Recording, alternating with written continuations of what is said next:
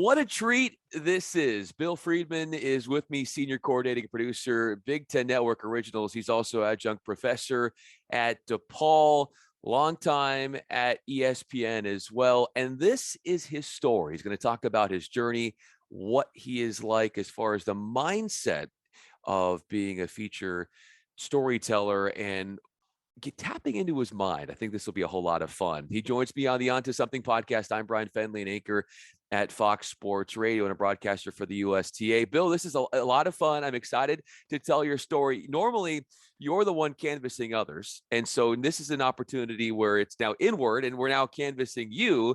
How does that feel? Because this is sort of different than what you're used to. Totally. More often than not, I'm in your chair. Occasionally I'm on the receiving end of the questions. And, when I do interviews, I always try to make them conversational.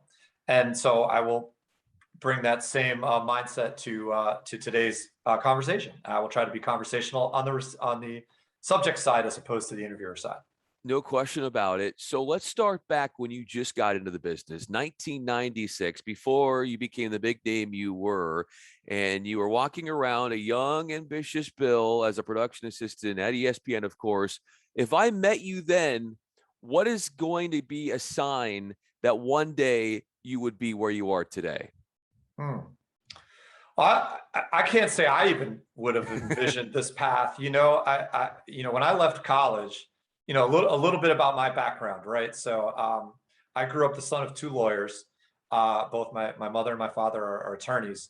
And so I used to kind of joke that I'm very good at losing arguments. That's why I went into sports, because it was really one area where I could actually win an argument. At least I felt I could. And so much of my academic career, I felt that I would go to law school. I mean, it's just what my parents did. And I always thought that was a great way to make a living. And then I took the LSATs and I was like, why am I doing this? I was just unhappy.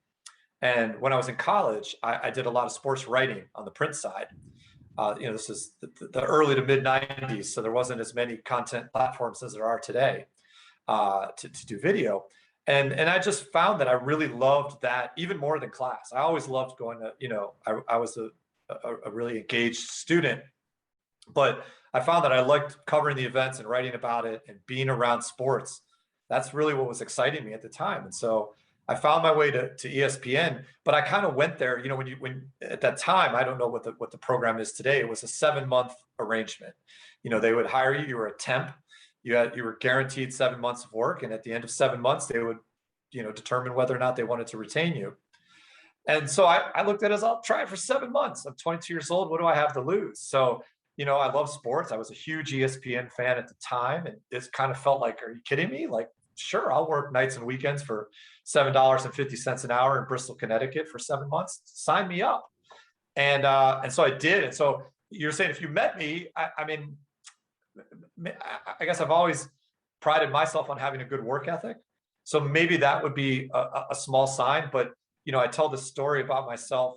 When I started in screening, it was my second or third day. Screening was the area where we watched all the games and we recorded all the games and did all the highlights. And I was standing by one of the tape decks, and somebody yells across to me, "Hey, can you roll on Proc 12?" I said, "Sure." And I turned to the guy standing next to me. I said, "What does that mean?" I mean, I was literally that green. I didn't know what record. And he said, "That means put a tape in the deck and hit record."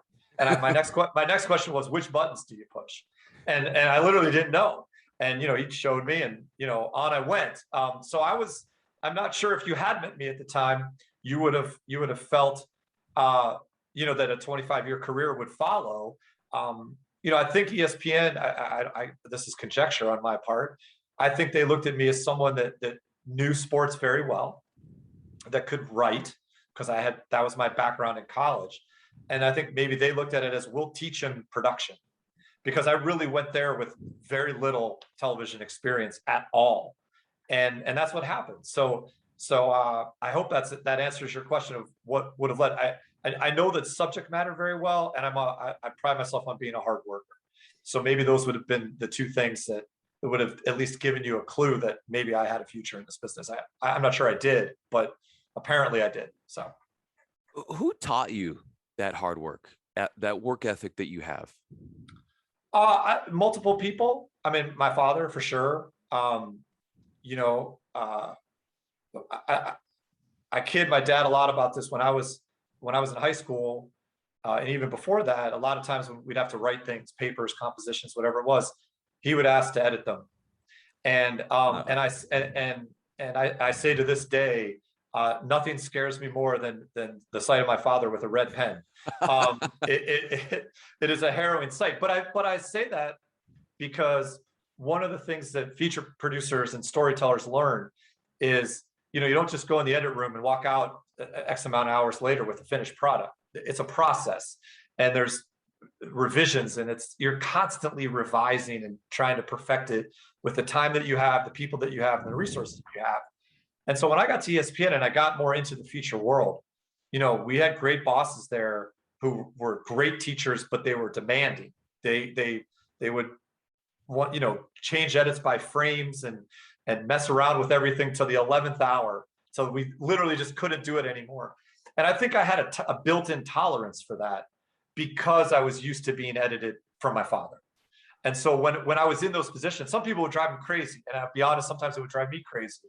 But more often than not, I would understand the process because I had been used to that as a kid.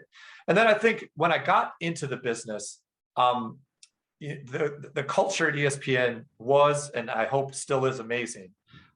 There are some really, people there that are perfectionists, that have tremendous stamina in to work long hours and on little sleep. And I think when I got to ESPN, I tried to identify the people that I thought were stars. Who were the people there that were really talented and whose work I admired? And I tried to note their habits and their traits, and why were they just a creative genius? Some were some of them just super detailed and organized and pushed themselves to the limit. Some were both. And so I wanted to try to mold myself in their, in their, with their traits, sure. so that I would develop good habits and learn and ask good questions and try to improve and evolve my own talents and my own style. But I wanted to, I think I borrowed a lot and certainly asked a lot of questions from people at ESPN in my early years. Bill Friedman is with us with Big Ten Network. I'm Bryan Fenley, a national anchor at Fox Sports Radio. So being around all these people, you are going to take on some of their characteristics, which is going to be very beneficial to you, and maybe even picked up some of the traits of your dad when he was going through and editing, and you learn from the people who you are most in touch with.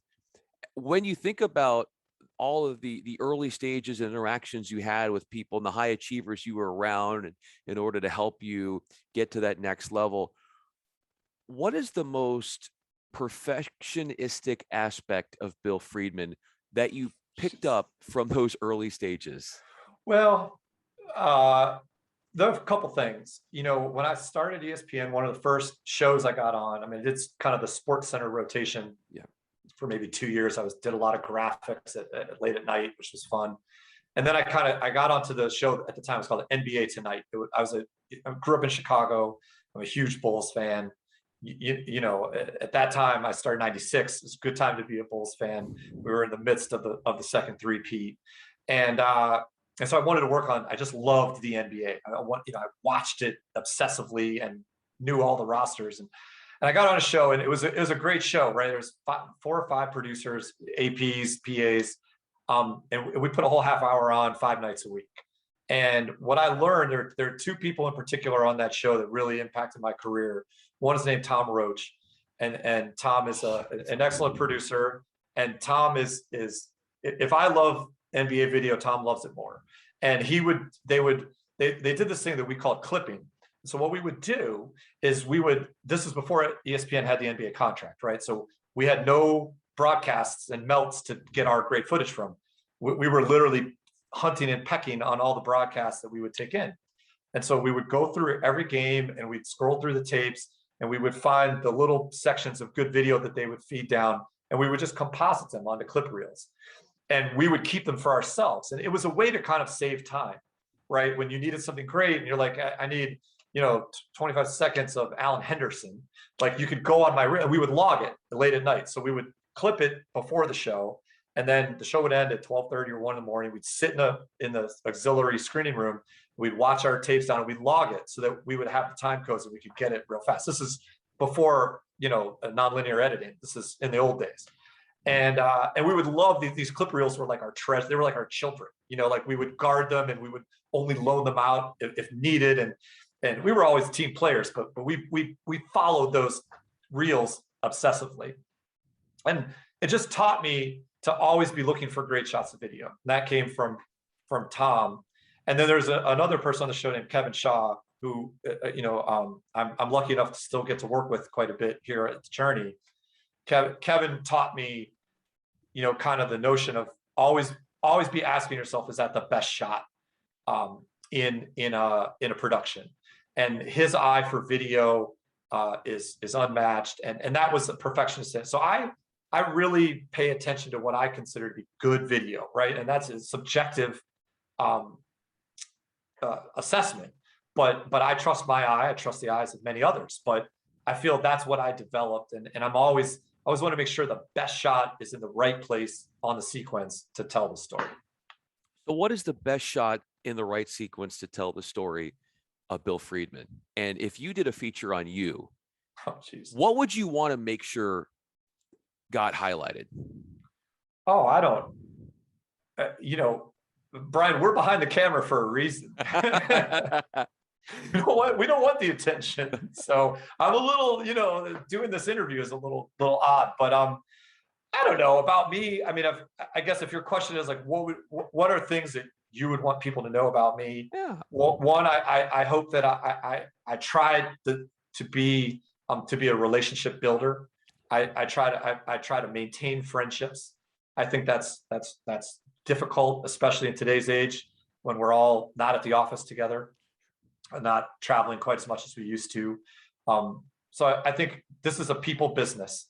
Okay. If you don't get along with people, if you don't respect people, if you don't appreciate people, you're going to struggle in this business. And so I try to do that. That's important to me. Please and thank you. There's nothing, I think starting as a PA was a great experience because we started at the bottom floor. I know how to do all the entry level tasks, and I'm not afraid to do them in a pinch if needed. They're not beneath me. I don't think that's a word I ever want to use. I try to respect people's time, be on time, answer emails, respond, be a quick responder. Don't avoid radio silence with people. That's a pet peeve for me. If I send an email, I expect it to get answered, and I need to live my life the same way. If you send me an email, you'll get an answer. Trust me. And I like the collaborative nature of it. I certainly have confidence in my abilities to tell the story and to manage telling a story and to manage and lead a group of people. But I also love the collaborative process. I love when an editor can give you input that makes something better. I love when maybe someone that's not working on the piece, but that's part of the show, can remind people of, hey, what about this or what about that? And I think, all of us, we're human beings. We all have egos, but I think it's important to check that at the door when you do your job. It's certainly in my role of just, you never know where the next great idea is going to come from. And if you think you're the only person that's capable of coming up with those ideas, you're going to have a hard time in the business. And you need to listen to people, and you need to, get feedback from people and try to go on. So those are the things that I try to do. I mean, I don't view myself as a visionary or as some creative genius. I think I have a lot of experience telling stories, and I think I know how to tell a story very well. I think I know how to work with people to tell that story very well. But I think I fall more on maybe the work ethic side and the attention to detail side and the push yourself to be perfect side than I'm just some visionary who comes up with something you've never seen before. That's probably not what I would consider a strength of mine. I think one of the strengths of you is your humility. And I think that is coming through right now. Bill Friedman is with us with the Big Ten Network. I'm Bryan Fenley with Fox Sports Radio. So, on the lines of relationship building and people in the business that have had a formative role in your career ascendance, what sort of influence has Ben Hauser had on your career and how he's allowed you to take off in ways in which maybe before you didn't think were possible? Well, Ben and I were colleagues for many years at ESPN, and we've remained friends and, stay in touch. And, he's one of many I would consider at ESPN. I mean, literally, like, let me phrase it to you this way. I started ESPN in the mid 90s. There were probably 100 PAs when I started, and then another 50 APs who weren't that much older or further advanced than us in our careers. And I still think that group from, say, 96 to 2000, say 4 or 5 year span, so many of us are still in the business. So many of us are still doing similar things. And I would argue that all of them, Ben, certainly one of them, but all of them have had a tremendous influence on me. We are so blessed to be a part of that group where we all kind of know each other's strengths, our hometowns, what sports we know best, to just, be able to call them up or text, what do you know about this? Or I need a cameraman in Montana. Who have you used there? I remember one day I walked in and had to do it's the day Barry Sanders retired. And I had to do the piece for the 6 o'clock Sports Center that day. I got in at 10 a.m. and he'd be on at 6:10. And I knew Scott Turkin, who's a friend of mine, big Detroit guy. And I went over to Scott. I said, what has to be in this? And, I could research it, and I knew some of the things that needed to be in it, but Scott's going to know it better. He grew up idolizing the Lions and Barry. And so, in 10 minutes, I've got a head start on making that piece better, right? If people needed that about Michael Jordan, I'm your guy. You can come talk to me. I can help you with that. And so I think Ben is emblematic of all the people that were part of this culture. And at that time, I mean, it's kind of most of us are around the same age. Now we're in our mid to late 40s, some of us in our early 50s now. But we're all still in touch, and we all can lean on each other. We can all, hey, watch this. What do you think? And know that you're going to get an honest answer. It's not someone that's just going to tell you, oh, I love it, because they don't want to break your heart or make it. If they don't like it, they'll tell you. And you respect that. And honestly, I want that. I want those people to tell me, if this stinks, I know you'll tell me it stinks. If I'm doing this wrong, you'll tell me I'm doing this wrong. And Ben is certainly one of literally dozens that I'm blessed from ESPN and at BTN. I don't want to just limit it to that, but that have gone on to continue in this business and put out compelling content. Well, a couple of the names that you brought up in Tom Roche and Scott Turkin have both been on with me. Amazing human beings. Great. Yeah. So getting to be able to canvas their stories was such a treat for me, and so many people enjoyed their conversations and their stories, as will people enjoy this one, as we're joined by Bill Friedman of Big Ten Network. I'm Bryan Fenley. So it's interesting. You talk about your early days at ESPN and the relationships that you were able to get and how you stay in touch with so many from those days. With the fact that, Bill, there's so much competition in the business as a whole, but certainly I would think within ESPN, because everybody's wanting to get to that next step. What was it about that fraternity where you were able to acknowledge that there was competition, but your colleagues were also able to be so supportive of one another? That's what I hear from you, and what I think is so profound. Yeah, I would say that's an accurate assessment. I think there definitely was. It was competitive, and I'm a competitor. I like to win. We're sports fans, right? Our whole world is based on wins and losses, right? Our rooting interests, I should say. And so, yeah, I mean, it was a competition that motivated you because you saw what other people were doing. It was in front of you every day. And, if you had a piece to do and you saw somebody stay until 1 or 2 in the morning, pulling footage to make their piece better, well, you might want to think about doing the same thing. That was part of the fun of working on shows like NBA Tonight. And then I went on to work on NFL Countdown. Is they were doing 5 or 6 pieces on NFL Countdown. 5 or 6 pieces a week, and so they're all watching them in the same 2-3 hour block, whatever the show was at the time. And like, you wanted to, if you could script it, right, you'd want your piece to be the best one that day. It wasn't always that case, but you wanted to try and aim for that.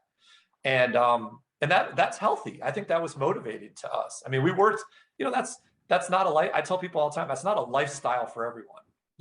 We would show up on Mondays. We would go to a meeting at 9 a.m. At noon, they'd say, you're going to Oakland, you're going to Seattle, you're going to Dallas, you're going to Minneapolis, and you're going to Miami. And you'd be on a plane Monday night or Tuesday, and you'd be filming Tuesday or Wednesday, and you'd fly back Thursday, and you'd transcribe all your interviews because we didn't have transcription software. And so you type it out and send it to your talent, to your reporter, and you work on the script, and you pull footage, you pull music, you go into edit at 4 o'clock on a Saturday night, and you'd finish at 4 a.m. on Sunday morning, rinse and repeat. And you do that for 17, 18 weeks in a row. That's not something for someone if you're not passionate about it, you don't care, you're not going to make it. And I think and I'm just being frank, the people that were on that show have my respect because I lived it, they lived it, and we did it, and we were good at it. And I think that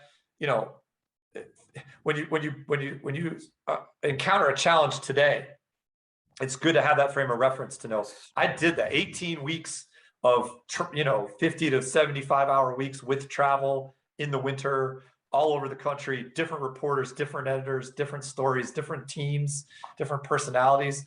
And you got to come back with a product that is up to standard, or they're not going to keep you. They'll give another AP a shot on that show. And so that was a formative experience for me for 2 or 3 years. I really loved it. And I think it really helped forge me as a producer and a storyteller.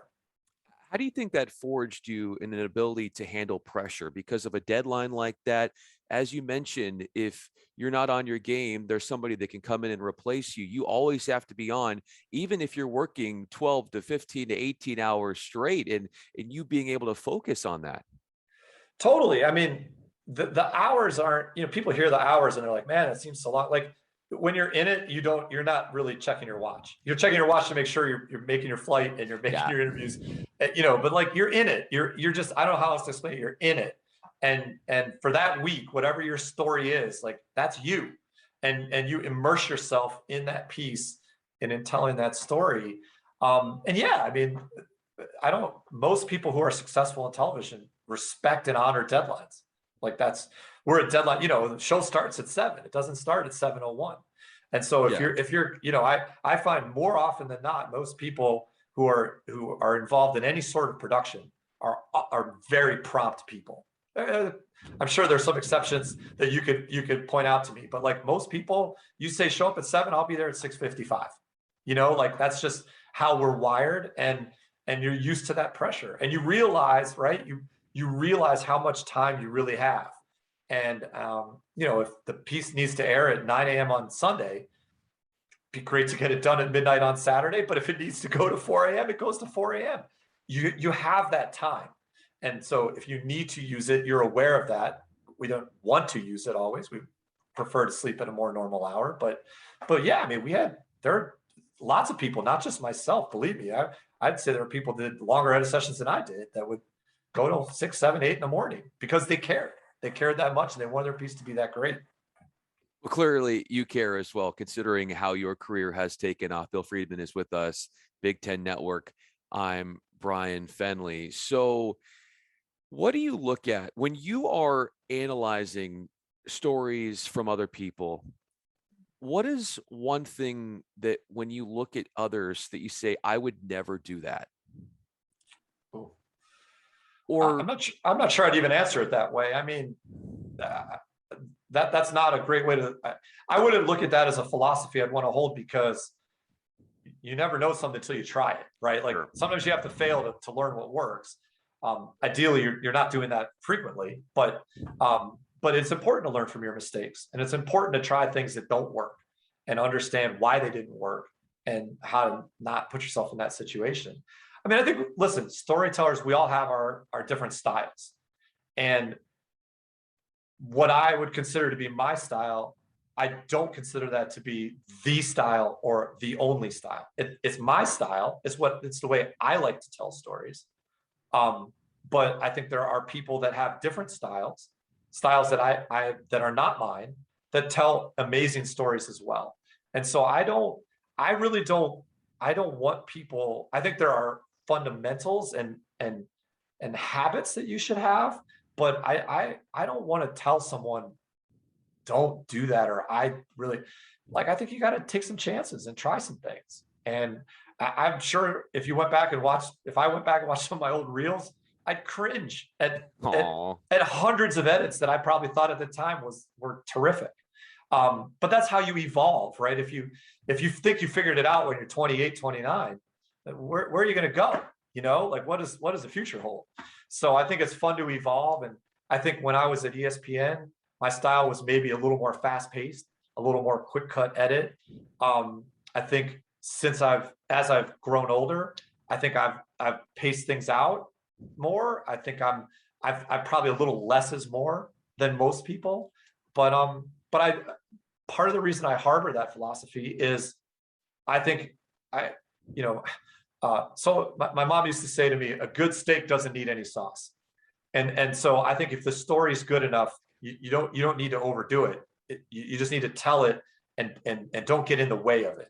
Now, that doesn't mean that you shouldn't care about how your interviews look, and you shouldn't care about how your B-roll looks, and you shouldn't manage every edit and make every edit the way you want.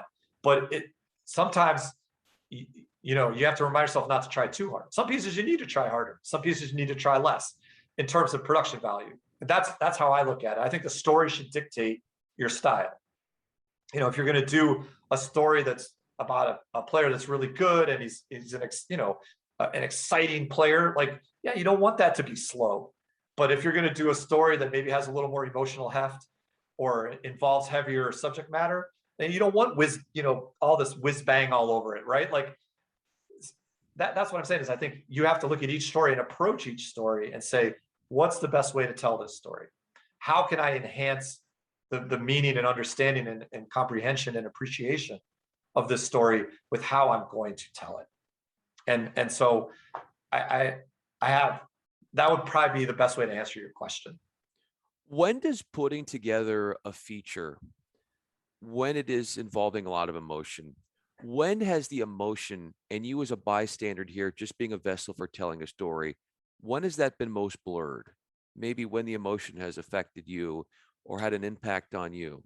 Oh, sure. I mean, how can it not, right? I think people who've been in my position and have told really powerful stories, they impact you, and it's our job as storytellers, right, to tell the story, to keep some distance, but that doesn't. But I also feel as a human being, right, not as a producer, but as a human, that there are times when you feel empathy for these people, and I don't think it's out of line to express that to people.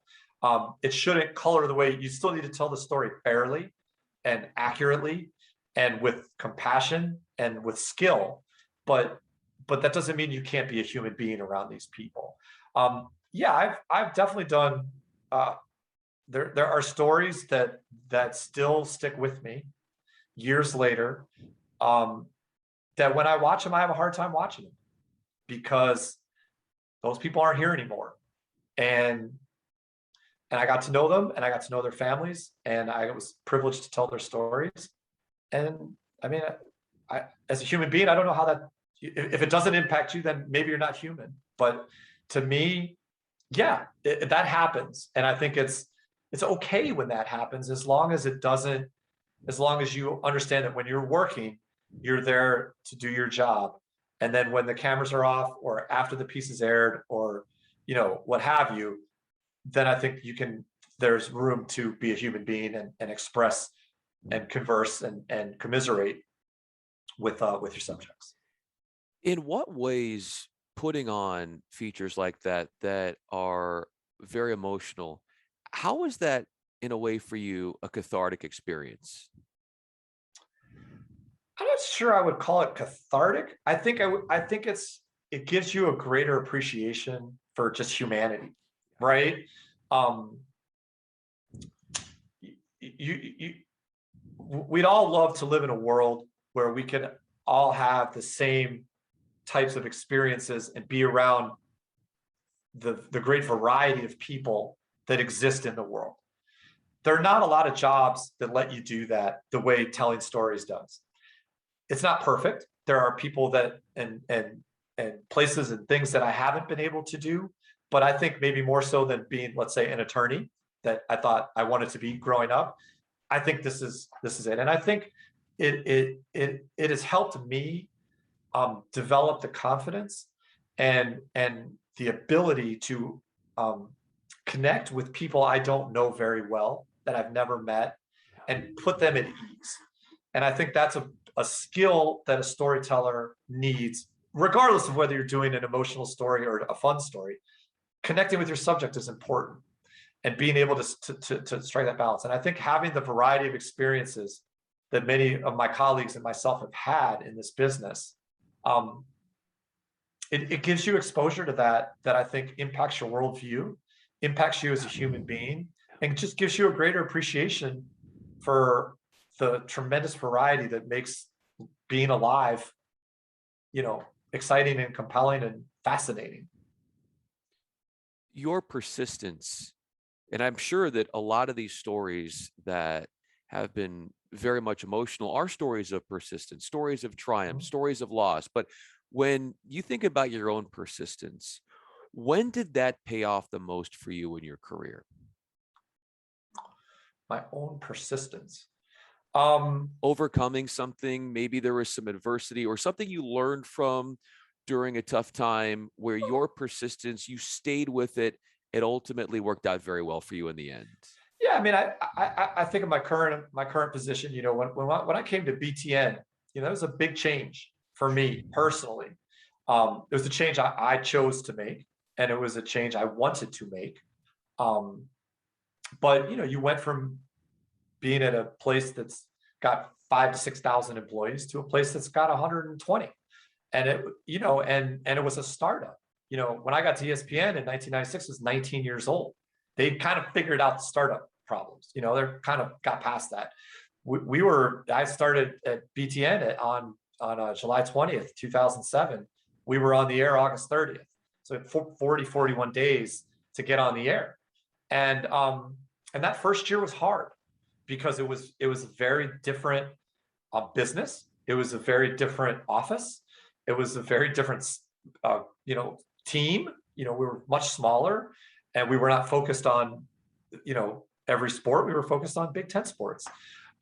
We were a conference-owned network. We were not a national network. And that was that first year was hard for BTN as a business, for its employees. We were really, I would say that's the hardest year I had in my 25 years, was just getting that off the ground. Yeah. And I think sticking with it and getting to the other side and getting through that first production year and then coming back for that second football season. I think I grew a lot as a person. I learned a lot. There was a lot I thought I knew that I didn't. There's a lot of things I wish I could take back, and how I thought about things when I got there, and maybe was trying to fit a square peg into a round hole. But I persisted, and here we are. This is our 15th football season, and we have figured out the startup problems. You know what I mean? Like, yeah, we're long past that. We did that probably 12 or 13 years ago. But we've created an identity, I think, for BTN, a brand, if you will. And I'm proud of that, because I came into a brand at ESPN that was 19 years in the making, and that had tremendous success. And I was just an incredibly small piece in that machine when I got there. And when I got to BTN, I was a small piece too, but in a smaller machine, right? In a smaller pond, if you will. And so I think that your fingerprints are a little more visible at a place like that in terms of how we started and what we've been able to do. And I take great pride in that. And I'm blessed. I'm lucky that there's still, I'd probably say 24 people at BTN that were there day one.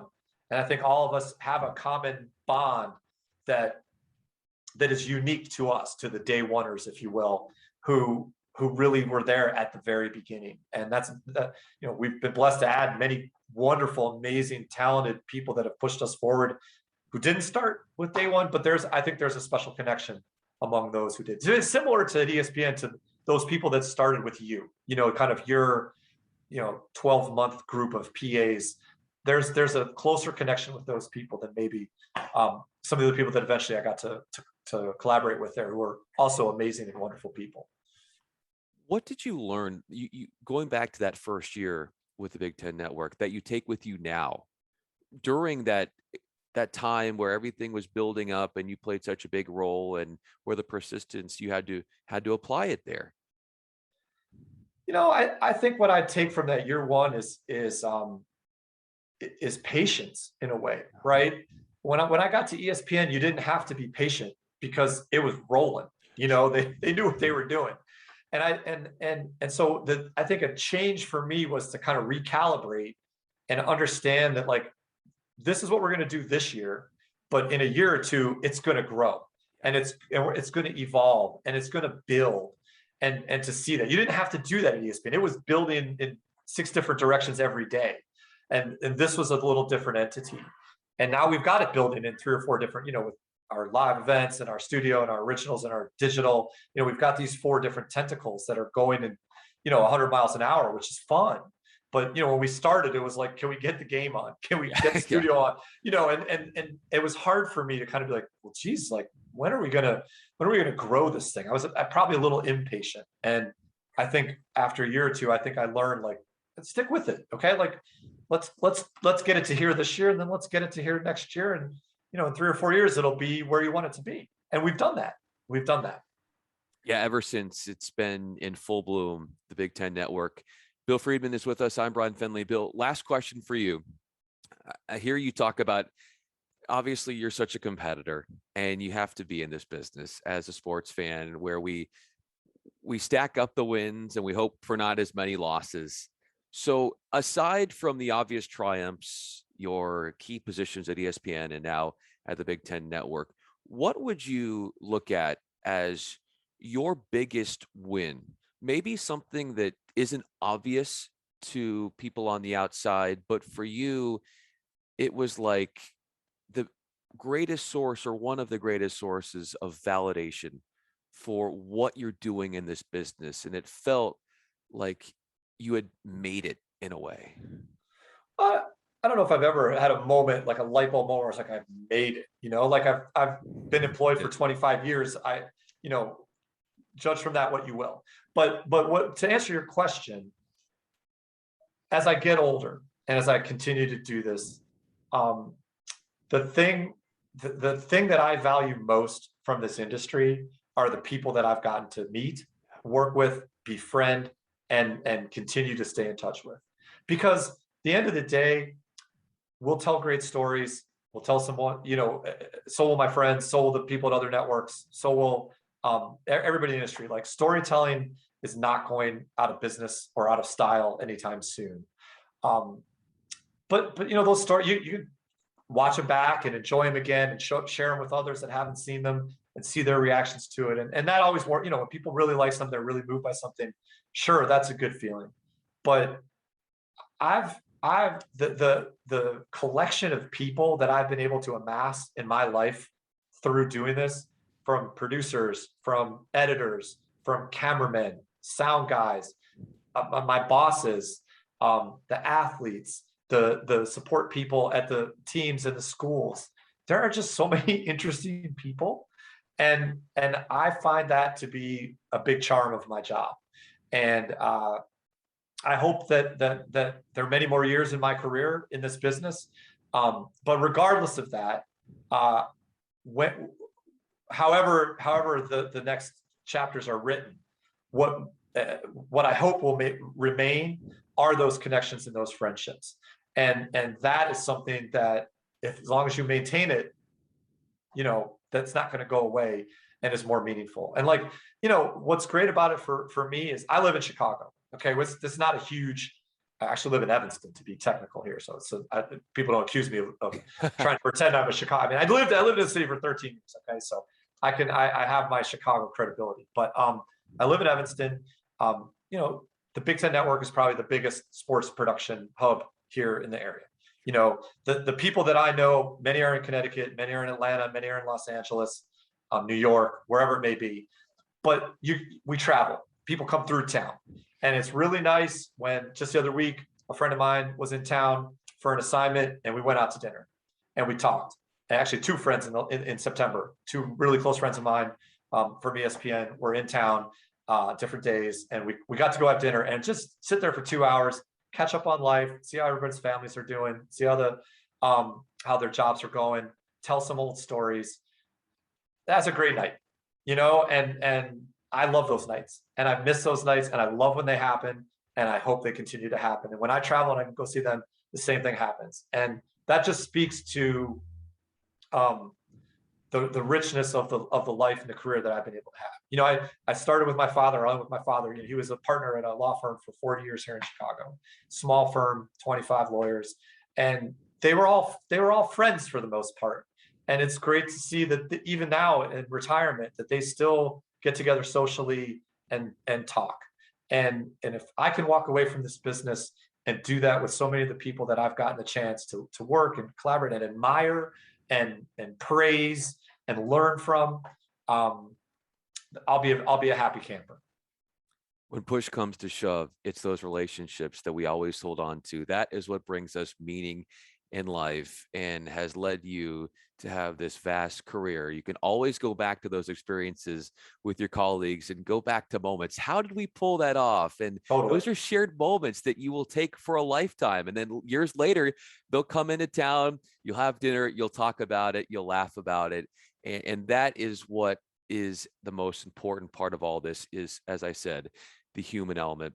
Hard to find somebody better at capturing that human element when it comes to storytelling than Bill Friedman of the Big Ten Network. Bill, I'm Bryan Fenley. Thank you so much for doing this. I really, really appreciated your openness, and your introspection was captivating and inspiring. Bryan, thank you for your time. And what you're doing for people in the business behind the scenes is terrific. And because there are a lot of wonderful people. And best of luck as you carry on with this project.